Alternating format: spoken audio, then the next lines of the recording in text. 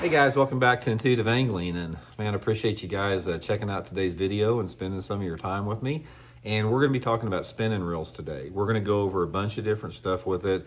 I'm going to give you guys some basic, fundamental, and advanced little tricks and tips with a spinning reel that'll make it a lot more trouble-free and efficient for you. And also guys, I'm going to give you guys some advice if you're looking to buy a spinning reel. There are some features that you have got to have on a spinning reel that make all the difference in the world as far as the amount of efficiency and the longevity of it and how good it operates. So we're going to dig into that in today's video, because in today's world of fishing, guys, everybody's using spinning outfit more than anything. I use a spinning tackle, spinning reel at Rod and Reel for at least 50% of my fishing, so it pays to really know what you're talking about on this. And also, guys, we're going to be talking about my favorite spinning reel that I have ever used. Last month, I got this thing, absolutely love it. This is the new Cast King Speed Demon Elite reel, guys. This thing is freaking built for stout. It's freaking awesome, and I can't believe the price on it. $119 for this thing. I'll put the Cast King link in the description of this video if you guys would like to try one. And also, if you use my promo code Randy10, you get an additional discount on it. But I'll get into the features of it here a little bit later. But guys, I absolutely love this Cast King Speed Demon Elite reel. I promise you will too. This thing is, it's just such a pleasure to fish with. Okay, let's talk a little bit about, let's get into first, guys. Let me talk about, if you're wanting to buy a spinning reel, some things you need to look for to avoid buyer's remorse. And then I'm going to give you guys some sort of like some tips that'll keep you from having some of the common problems that are associated with spinning reels. Now, the first thing you want to have, like I said, and one of the reasons, or the reason I'm using this Cast King, it's got all the features I want. The first thing that you want to have on a spinning reel, guys, is you need to have a good anti-reverse button here. Now, a lot of the reels that are coming out today, they've done away with the anti-reverse. You don't want that, because the anti-reverse allows you to back reel. And I've talked a lot about this on my videos as far as the importance of back reeling when you're fighting a fish, because if you back reel, you can put a minimum, just the slightest minimum amount of pressure on a fish or the maximum amount of pressure, and you don't ever have to guess. If you've noticed a lot of people that use those reels that don't have the anti-reverse, you see them fighting a fish and they're peeling that line like that. That's absolutely ridiculous. If you have an anti-reverse and you back reel, you can back reel to meet the surge of that fish, and you can put just the slightest little bit of pressure on it. So it's really important with that.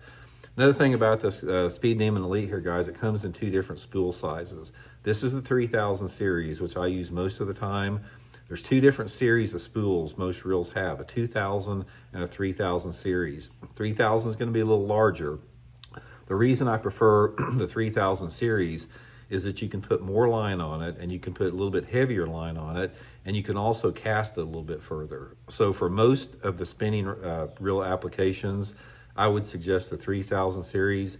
If you're fishing, say for example, 6-pound test line all the time, and maybe you're not making real long casts, maybe you do a lot of vertical fishing or fish a lot of creeks or something like that, you can get away with the 2000 series, but the 3000 series is the one that I really like with this.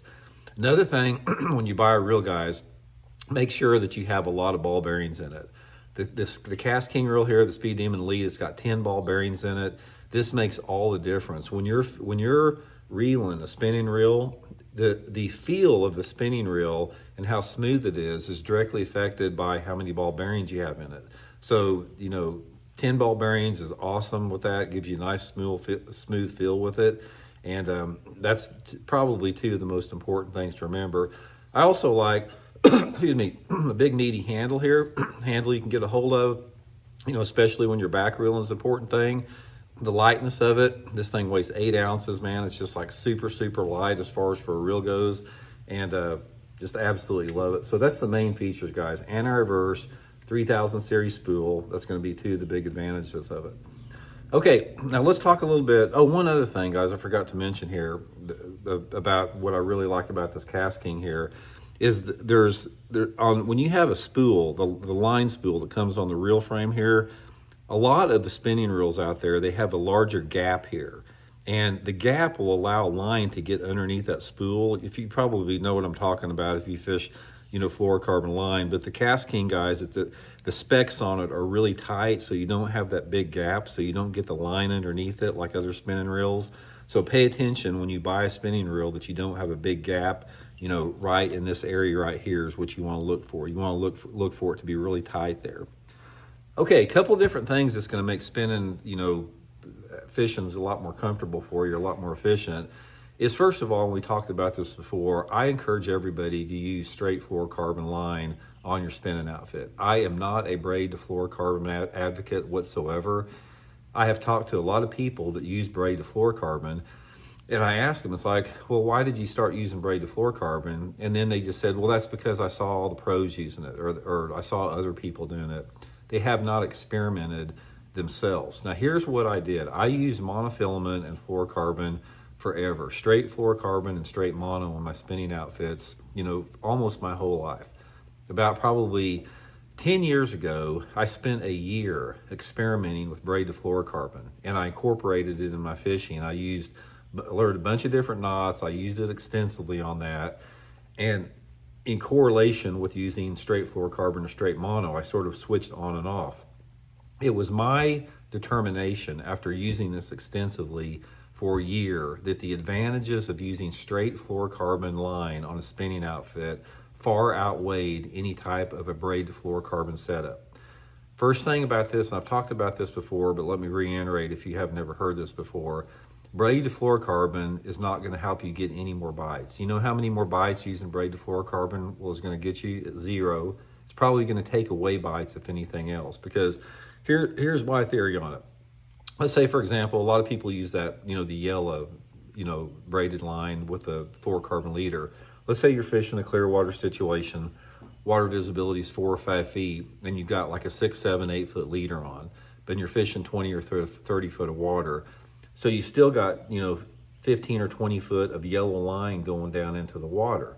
Now, I'm not saying that the fish can see that and that it affects the bite, but it only makes sense that it could possibly do that. So it could possibly reduce the number of bites that you get, but it's definitely not going to get you any more bites. So that was the first thing that I learned on that.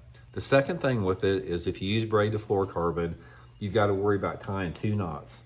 And this is what happens a lot of times when you tie 2 knots is it makes you lazy, because you'll tie your main knot and then you'll tie your leader knot. And a lot of times if you start out with a 6 or 8 or 10 foot leader, if you break off 3 or 4 times during the day, your leader gets shorter.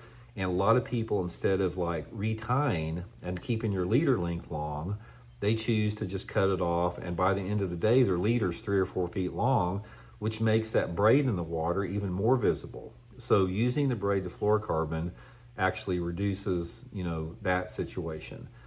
And also, you can't ever underestimate the fact that knots can fail on braid to fluorocarbon, even if you know how to tie them good. Guys, I lost 5 years ago the U.S. Open at Lake Mead. Excuse me. I lost that tournament. I would have won the U.S. Open, but my co-angler in the tournament broke off 2 big fish. And in the U.S. Open, it's a shared weight format. So it's like you're in the boat together with somebody, and if the co-angler catches 2 fish and I catch 3 fish, we both get credit for 5 fish. So it's, it's sort of like a buddy tournament, the format. But anyway, he broke off 2 big smallmouth that broke his knot on his braid to fluorocarbon, because another thing, he wasn't back reeling. He had a drag, with no anti-reverse, and he had braid to fluorocarbon. The drag was not set properly. The braid to fluorocarbon knot broke on there. Cost me winning $200,000. Finished 7th in the tournament. Would have won with those 2 fish. If he would have back reeled and had straight fluorocarbon, he'd have landed both of those fish. So try to use straight fluorocarbon with it. Another thing is if you do use straight fluorocarbon, a lot of people don't like it because they say they get fluffs and all that type of stuff in the line. Let me show you how you'll never get fluffs. First of all, don't fill your spool all the way full. It's like, you can see right here, I've left about 1/8 of an inch gap in my line right there. Make sure you leave about 1/8 of an inch gap. You don't want to leave a quarter inch because that'll reduce your casting distance, and you don't want to fill it flush because that'll help you get fluffs more. About 1/8 of an inch gap. When you spool your reel on with straight fluorocarbon, make sure that the line is coming off of the spool the same way it goes on there, and make sure you put it on with tension. And I prefer to put it on with like a wet rag, but put it on tight, put it on the same way, and then it seats down really good. And then finally, take a mental note for any type of loop in the line. A lot of times you'll cast out there and maybe you'll put some slack in the line and you'll a little loop will form, and then the next time you cast, you get the fluff. So take note for the little loop in the line. But using straight fluorocarbon line is going to help you out tremendously with that.